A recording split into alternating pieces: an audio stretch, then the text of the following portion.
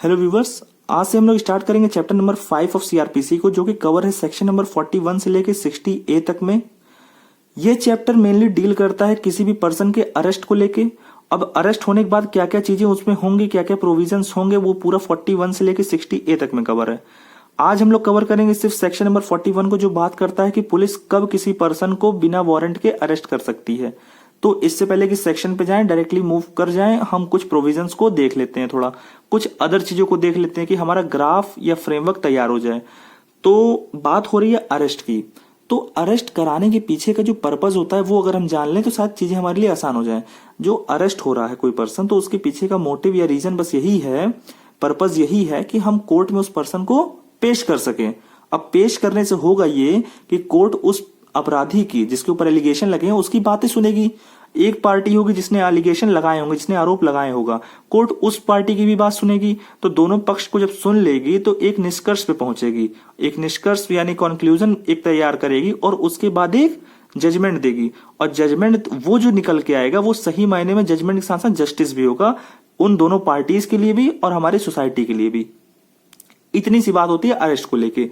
इसके बाद हम ये देख लेते हैं कि जब भी कोई पर्सन है, कोई अपराधी है, तो उसको कोर्ट में लाया किन किन मेथड से, किन किन मोड से उनको जो है कोर्ट में अपीयर कराया जा रहा है। तो बात होती है जब अपीयरेंस की, तो हमारे पास कुछ ये सारे मोड्स हैं जिनको हम समझ लें तो उसके बाद हम जान जाएंगे इस तरीके से जो है एक्यूज्ड को अपीयर करा सकते हैं कोर्ट में। पहला है कि अगर सम्मन मामला है तो वहां पे आपको सम्मन इशू कर दिया जाएगा, मेनली सम्मन इशू किया जाएगा सम्मन के मैटर में।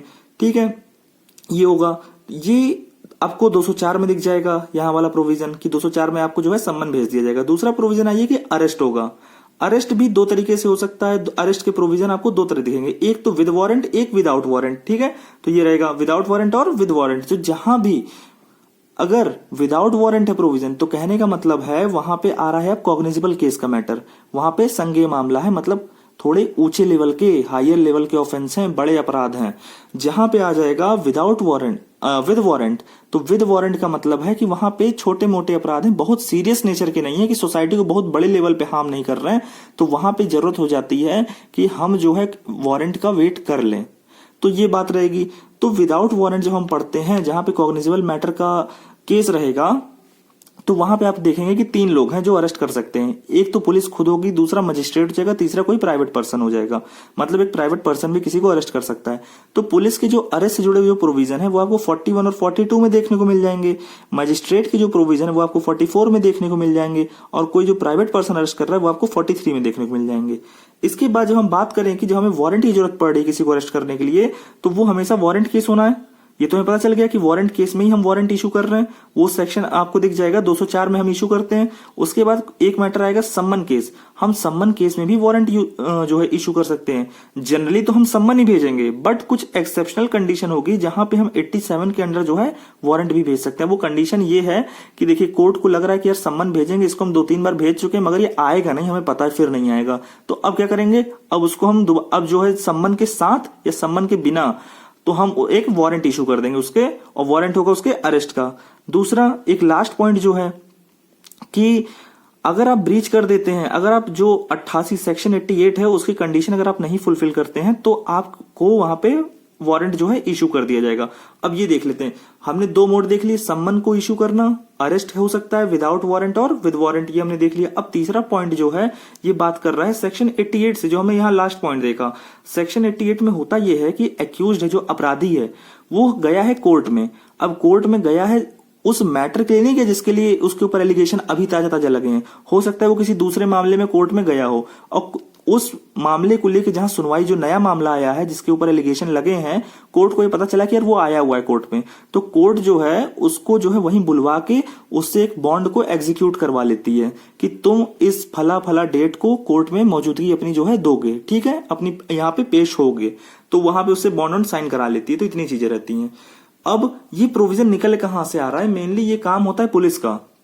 जब भी जो है पुलिस अपनी पूरी इन्वेस्टिगेशन करने के बाद रिपोर्ट तैयार करती है और कोर्ट को जो है अपना केस पूरा सौंप देती है 170 सेक्शन नंबर 170 में, तो वहीं पे उसकी ड्यूटी भी आ जाती है कि जो अपराधी है उससे एग्जीक्यूट करा ले एग्जीक्यूट करा ले बॉन्ड कि यार तुम इस दिन को ना ये बॉन्ड एग्जीक्यूट कर दो और फला कोर्ट है और यहाँ पे तुमको मौजूद पेश होना है, तो वो वहीं पे तुम अपने सारी जो भी बातें वो कहोगे, अपने एविडेंसेस रखोगे, ये सारी चीजें रहेंगी। तो ये बातें वहां से निकल के आ रही हैं। तो अगर वो काम वहां पे भी अगर जैसे नहीं मानता है, अब यही चीज यहां पे हो रहा है, जैसे पुलिस के सामने भी अगर नहीं माना तो पुलिस जो क्या करेगा, उसको उठा के कस्टडी दे देता है, किसके पास, मजिस्ट्रेट के पास। अब मजिस्ट्रेट वहां पे फिर उसको अपने कस्टडी में ले लेता है और अरेस्ट किया रहता है जब तक कि वो बॉन्ड ना भर दे या जब तक केस पूरा समाप्त ना हो जाए, कोई केस की सुनवाई ना हो जाए। तो वहां वो पुलिस वाले केस में होता। अब यही चीज यहाँ पे, क्योंकि इनको डायरेक्ट मिल गया तो इन्होंने 88 में इनसे जो मजिस्ट्रेट को मिल गया, तो मजिस्ट्रेट ने खुद जो है सेक्शन 88 में जो है इससे बॉन्ड वॉन्ड भरवा लिया वहीं कोर्ट में। अब होगा क्या, जैसे ये ब्रीच करेगा, जैसे ये 88 वाली अगर बुलाया गया, मजिस्ट्रेट ने साइन किया, ये गया नहीं, तो नहीं जाने पर अब यहाँ पे 89 में इनके लिए अब इनके अगेंस्ट जो है अब क्या हो जाएगा, वारंट इशू हो जाएगा। तो इतना पोर्शन रहेगा, किसी पर्सन को जो है हम अपीयर करा रहे हैं तो इन तरीकों से हम जो है अपीयर करा सकते हैं। अब इसके बाद हम लोग डायरेक्टली मूव करते हैं सेक्शन के ऊपर। 41 का जो प्रोविजन जब स्टार्ट होगा तो उसका जो क्लॉज 1 है, तो क्लॉज 1 जब पढ़ेंगे तो वहां कह रहा है कि कोई भी पुलिस वाला जो है वो अरेस्ट कर सकता है विदाउट वारंट। कर सकने की बात आ गई है, मतलब वहां पे उसका डिस्क्रिशन आ गया, अब उसे डिसाइड करना है और बड़े रीजनेबल मैनर में करना है। रीजनेबल मैनर इसलिए क्योंकि आप किसी पर्सन की जो लिबर्टी को छीन नहीं सकते, वो उसका फंडामेंटल राइट है, और फंडामेंटल राइट जो है सबसे ऊंचा, और फंडामेंटल राइट, और अगर आप छीन रहे हैं तो फंडामेंटल राइट भी कह रहा है कि आप छीनिए बट किसी लॉफुल मैनर में छीनिए। और लॉफुल मैनर यही कह रहा है कि आप अपना दिमाग लगाइएगा, तो एक उसके पीछे रीजन दीजिएगा। हमने एक लीगल दायरा बांध दिया है, और रीजन कैसा होना चाहिए, अपने आप में लॉफुल रीजन होना चाहिए। ऐसा नहीं कि आपने सोचा, आपको रात में सपना आया था कि यार ये पर्सन तो हाई डकैत, हमने सुना था, ये कोई फ्रेमवर्क नहीं चाहिए आपसे। हमें चाहिए कि आपने किस ग्राउंड पे उसको अरेस्ट किया। तो ये सारी चीजें हमें आगे चल के आप जो रीजन भी देंगे कि हमने इस फला पर्सन को अरेस्ट किया तो हमने रीजन नोट किया, या नहीं किया तो इसलिए नहीं किया, तो ये चीजें रहेंगी। तो रीजन देके हमने उनके ऊपर एक रोक लगा दी है। आपका डिस्क्रिशन होना चाहिए कैसा, लॉफुल मैनर में। तो डायरेक्टली मूव करते हैं सेक्शन के ऊपर। अब देखते हैं कि कोई भी पुलिस वाला जो है अरेस्ट कर सकता है किसी भी कॉग्निजेबल मैटर में बिना वारंट का इंतजार किए हुए। ठीक है, तो कहने का मतलब ये है कि अगर किसी, पहला पॉइंट यही बोल रहा है कि कोई भी पुलिस ऑफिसर है, वो उसकी प्रेजेंस में अगर कोई पर्सन कॉग्निजेबल संज्ञेय अपराध अगर कमिट कर देता है तो वहां पे डायरेक्टली उसको अरेस्ट कर सकता है। ये तो बड़ा सिंपल सा था। दूसरा पॉइंट पे आइए, इसका जो क्लॉज 1 का सब क्लॉज बी है और क्लॉज 1 का सब क्लॉज बी एक आएगा, तो ये दोनों बड़े इंपॉर्टेंट सेक्शन है, ये दोनों बहुत इंपॉर्टेंट प्रोविजन हो जाते हैं। क्यों? क्योंकि जब बी वाले को आप देखेंगे तो बी वाला बात कर रहा है सिर्फ 7 साल तक की सजा, मतलब कोई पर्सन है जिसने अपराध कर दिया और वो अपराध ऐसा है जिसकी सजा 7 साल तक की है या 7 साल से कम है। ठीक, अब वही जब बी ए में आप जब जाएंगे देखेंगे तो वो कह रहा है कि 7 साल से ऊपर वाले ऑफेंस किया है, उसने अपराध किया है, 7 साल से ऊपर की सजा है उसमें। तो हमें यहाँ पे थोड़ा ध्यान देने की बात है कि जो बी वाला पोर्शन है जहां 7 साल से कम सजा है, तो वहां हमें ध्यान देना ज्यादा है। क्यों? क्योंकि हमें भाई वहां पे लिबर्टी का मामला हो जाता है, फंडामेंटल राइट का मामला। तो फंडामेंटल राइट आप किसी का इतनी इजीली छीन नहीं सकते, तो इसलिए वहां पे हमने जो है काफी ज्यादा ध्यान देने की बातें रखी हैं। हम पुलिस पे ज्यादा रोक लगा रहे हैं कि यार देखो काम करना, अरेस्ट करना, मगर बड़ा ध्यान देख करना, जबरदस्ती किसी को मत उठा लेना। जब ऐसे मामलों में जा रहे हैं जहां पे 7 साल से ऊपर की सजा हो जा रही है, तो वहां पे उतना हम वेट नहीं कर रहे हैं। क्यों? क्योंकि हमें भाई सोसाइटी को भी तो प्रोटेक्ट करना है, सोसाइटी को भी तो ये इंश्योर कराना है कि नहीं है वहां पे हम अपराध रोकेंगे, तो सोसाइटी का भी एक तरफ हिस्सा हम उसको प्रोटेक्ट कर रहे हैं और किसी इंडिविजुअल की लिबर्टी को भी हमें जो है प्रोटेक्ट करना है। तो दोनों को हम देख रहे हैं, तो इसीलिए हमने 2 पोर्शन इसके बना रखे हैं, एक बी और एक बी ए। बी में हम लोग कवर कर रहे हैं क्योंकि 7 साल तक की सजा है सिर्फ ऐसा अपराध किया, तो इसलिए हम थोड़े ज्यादा यहाँ पे रूल रेगुलेशन लगा रहे हैं। तो इन्हीं को देखते हैं। तो बी क्या कह रहा है? बी कह रहा है कि कोई पुलिस वाला है, उसको एक कंप्लेंट आई है या उसे इंफॉर्मेशन मिली है या उसे सस्पिशन हुआ है, ठीक है, उसे संदेह हुआ है, और ये सब किसी या तो क्रेडिबल इंफॉर्मेशन होनी चाहिए या रीजनेबल सस्पिशन होना चाहिए या रीजनेबल कंप्लेंट होनी चाहिए कि जो पर्सन ने अपराध किया है 7 साल तक का या 7 साल से कम का जिसकी सजा है, वो अपने आप में रीजनेबल है। और ये इतना ही काफी नहीं है, इतना के बाद उसे वहां पे रीजन टू बिलीव होना चाहिए, उसे विश्वास होना चाहिए उस चीज पे। पुलिस ऑफिसर को वहां पे उन बातों पे रीजन के साथ जो है बिलीव करना चाहिए, ठीक है। बिलीव होने के बाद अब वो ये सारी चीजें हैं कि ये सारे प्रोविजन को जो है साथ लेके चलेगा कि यार अरेस्ट करना यहाँ पे नेसेसरी हो जा रहा है इन ग्राउंड को लेके। तो ये सारी बातें, तो अब जब पुलिस सेटिस्फाई हो जाएगा इन बातों को लेके कि यार रीजन टू बिलीव भी है, हमें विश्वास करने का हमारे पास एक बड़ा सॉलिड कारण भी है कि जो इन्फॉर्मेशन मिली है बड़ी सॉलिड है अपने आप में कि अपराध तो हुआ है, ये हमने विश्वास कर लिया, और इसका हम रीजन भी देंगे, आगे देना है रीजन, क्योंकि रीजन टू बिलीव है तो लिखना कहीं ना पड़ेगा ही आपको। और यहाँ पे हम सेटिस्फाई हो जा रहे हैं कि अरेस्ट जो है नेसेसरी है। अब अरेस्ट नेसेसरी है, अब वो प्रोविजन क्या है कि भाई प्रिवेंट करना है उसको फर्दर ऑफेंस से, कि ऐसा नहीं कि अगर हम अगर अरेस्ट नहीं किए तो हो सकता है फर्दर और ऑफेंस हो जाए कोई, तो दूसरा अपराध करने से रोकना है। दूसरा प्रोविजन कि यहां पे उसकी प्रॉपर इन्वेस्टिगेशन कर सके केस की, इसलिए हमें उसे अरेस्ट करना जरूरी है।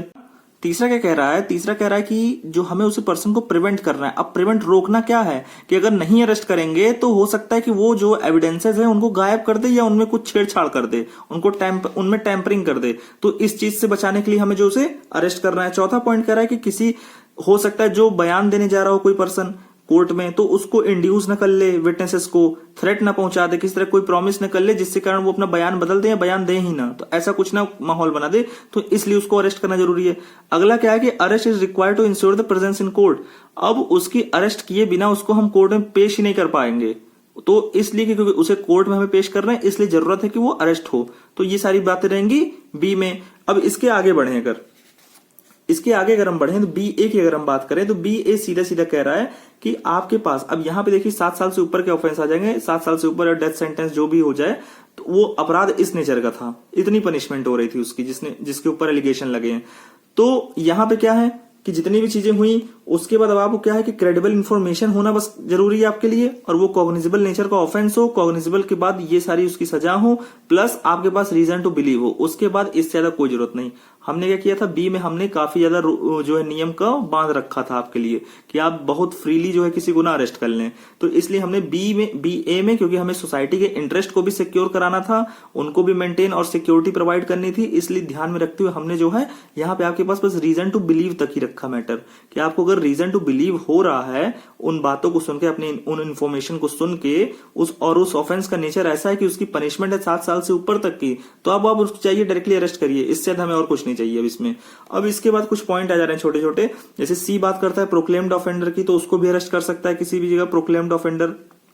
दूसरा, अगर उससे सस्पिशन हो रहा है, वो सस्पेक्ट कोई पर्सन सस्पेक्ट है स्टोलन प्रॉपर्टी को लेके, तो स्टोलन प्रॉपर्टी के केस में भी बाकी सब छोटे छोटे प्रोविजन आप डायरेक्टली बस इसको एक नजर ही मार लेंगे तो आपके लिए काफी हेल्पफुल रहेगा। बस इसमें बहुत ज्यादा डीप में जाने की जरूरत नहीं। जैसे ऑब्स्ट्रक्ट कर रहा है अगर कोई पुलिस ऑफिसर को उसकी ड्यूटी के दौरान, तो अगर उसको रोक रहा है, कोई बाधा पहुंचा रहा है, तो वहां पे भी उस पर्सन को आप अरेस्ट कर सकते हैं। कोई डिजर्टर है, डिजर्टर मतलब आर्म फोर्सेस से भागा हुआ है, यूनियन की आर्म फोर्स, तो आर्म फोर्स से जो भाग आते हैं तो उनको डिजर्टर कहते हैं, तो उसको भी आप अरेस्ट कर सकते हैं। कोई पर्सन है एक्सट्राडिशन मतलब कोई बाहर का है, हमारे देश में है और एक्सट्राडिशन ट्रीटी के अंडर वो कवर होता है, उनसे हमारे देश के रिश्ते, तो और आपको अगर वो कहीं मिलता है तो आप उसको अरेस्ट कर सकते हैं। इसके बाद जो अगला पॉइंट है, अगर आप 356 का 5 का जो प्रोविजन अगर उसको आप ब्रीच कर जाते हैं तो वहां पे भी आप उसको अरेस्ट कर सकते हैं। अब ये बात इस चीज की है कि भाई आपको किसी ग्राउंड पे छोड़ा गया था, ठीक है, बट आप जिन शर्तों पे आपको छोड़ा गया था, रिलीज किया गया था, आपने वो शर्तें जो है फुलफिल नहीं, आपने वो शर्तों को अब जो है खंडन कर दिया, उनका ब्रीच कर दिया, तो आप जो है अब अरेस्ट कर लिए जाएंगे दोबारा से। अब अगला जो आई वाला पोर्शन है इसका, तो आई वाला कह रहा है कि इसमें सिर्फ इतनी बात है कि कोई अधिकारी है, उसने किसी और पुलिस ऑफिसर को दे दिया, बोल दिया लिखित में या ओरली बोल दिया कि जाके इसको अरेस्ट करना है फला पर्सन को, तो वो इतना ही पोर्शन ये आई वाला कवर कर रहा है।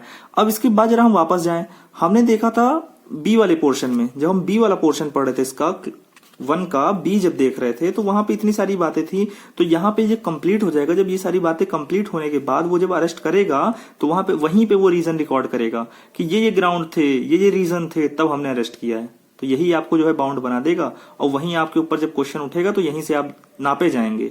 तो इसीलिए बहुत ध्यान देके, बहुत अभी इसके बाद बताने वाला हूं कि अगर गलती होगी तो क्या क्या आपके ऊपर एलिगेशन लग रहे हैं, तो वो उसके बाद क्या क्या सजा होगी और क्या क्या आपको जो है भुगतना पड़ सकता है, तो ये भी देखते हैं अभी। तो इसी के बाद बी के बाद ही आपको तुरंत क्या करना है, जैसे ये कंप्लीट होगा यहाँ पे आपको जो है रीजन देना है लिखित में कि आप ये ग्राउंड थे इसलिए हम अरेस्ट कर रहे हैं, या इसके बाद ये भी बोला गया है कि अगर आप ऐसा मैटर बन रहा है और आप अरेस्ट नहीं कर रहे हैं तो ये भी रीजन दीजिए कि हम क्यों अरेस्ट नहीं कर रहे हैं। तो मतलब ये कि किसी केस में आप छोड़े नहीं जाएंगे।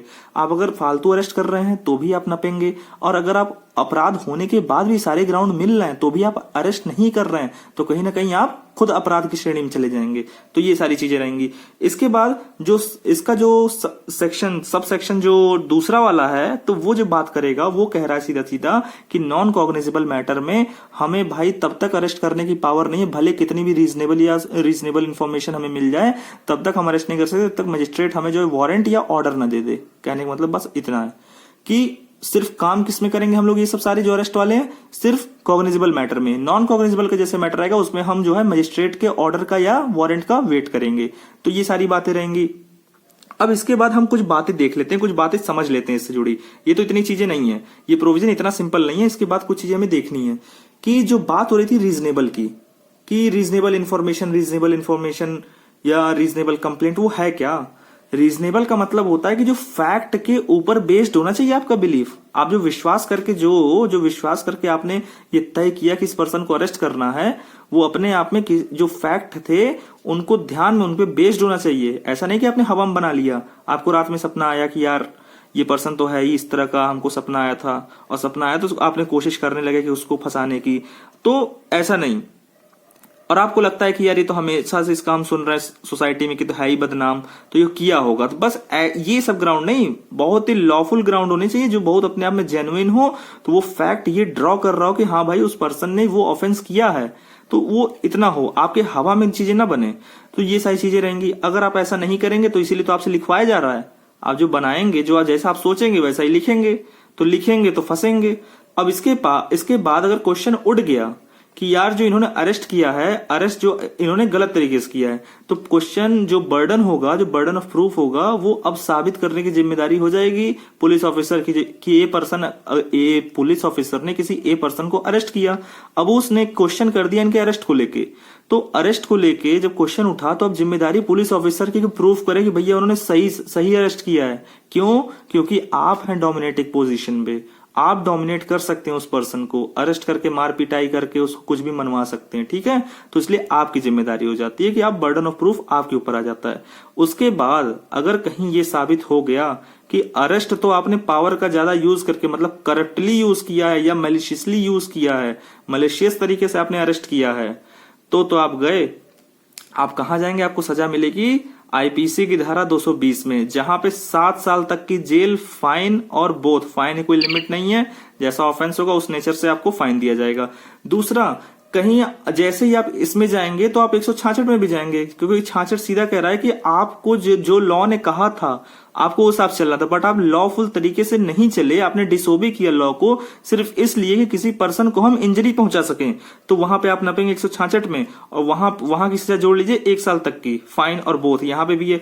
उसके बाद और कहीं गलती से आपने कुछ डॉक्यूमेंटेशन कर दिया, कोई फ्रेम कर दिया इनकरेक्ट डॉक्यूमेंट, तो वहां तो फिर और जाने वाले, फिर 167 भी जोड़ लीजिएगा अपने अपराध में, 167 धारा भी जुड़ेगी, वहां पे 3 साल तक की सजा है, फाइन और बोथ। तो समझ लीजिए अब कितनी सारी सजाएं हो गई आपके साथ। तो इतनी सारी तरीकों से आप जो है नप भी सकते हैं। इसके बाद बात उठी थी थोड़ी अंदर तक की कि क्या जो 41 है वहां पे क्या वारंट का इशू किया जा सकता है। तो बात ये उठ रही थी कि यार वारंट तो वहीं इशू होगा जहां पे संज्ञेय मामला नहीं होगा, जहां पे कॉग्निजेबल मैटर नहीं होगा। बट कहीं इस प्रोविजन में 41 में कहीं भी ये नहीं लिखा था कि आप वारंट का वेट नहीं कर सकते। हो सकता है मामला भले संज्ञेय है मगर कोर्ट चाहे तो वहां भी वेट कर सकती है। अब इसी चीज को देखते हैं, इसी चीज को हम समझने की कोशिश करेंगे। देखिए जो जनरल रूल होता है, जनरल नियम क्या है कि जब भी जो वारंट इशू होता है, जो मजिस्ट्रेट करते हैं वारंट इशू, वो वारंट इशू करने से पहले अपराध का जो है कॉग्निजेंस लेते हैं, संज्ञान लेते हैं 190 धारा के अंदर, और वो उसी के बाद जो है तभी वारंट इशू करते हैं। बट ये जो 41 वाला केस है, 41 वाले केस में कोर्ट चाहे तो वहां पे इशू कर सकता है वारंट, वो भी कॉग्निजेंस लेने से पहले। तो 41 केस में कॉग्निजेंस लेने की जरूरत नहीं है। ये चीज कहां कहा गया था? L Ram Narayan Singh versus A Sen के केस में कहा गया था ये बातें, ठीक है। ये अपने आप में रूल भी है और इस चीज को बस थोड़ा क्लियर कर दिया गया कि जब भी आप वारंट इशू करेंगे उसके पीछे का नियम है कि आप कॉग्निजेंस लेंगे धारा 190 में, और धारा 190 में कॉग्निजेंस लेके तभी आप आगे बढ़ेंगे वारंट इशू करने के लिए। उसके बाद बोला कि बट जब मामला तो यार संज्ञेय का अपराध का है तो ले भी सकते हैं, ठीक है, कोई दिक्कत नहीं है, बट वहां पे ना कॉग्निजेंस लेने की जरूरत नहीं है। ज्यादा टाइम तो इतना रहता नहीं कि हम कॉग्निजेंस ले फिर बाकी बातें करें, तो वो इशू कर देते हैं जनरली, क्योंकि है तो मामला असंज्ञेय, पुलिस के पास पावर है ही, संज्ञेय मामला है, पुलिस के पास पावर है ही, वो अरेस्ट कर सकती है किसी को। तो इस कारण से मजिस्ट्रेट बिना कॉग्निजेंस लिए भी वहां पे इशू कर सकते हैं। तो ये बातें रहेंगी पूरी सेक्शन नंबर 41 को लेके। आगे के जो सेक्शन है उनको हम नेक्स्ट लेक्चर में कवर करेंगे।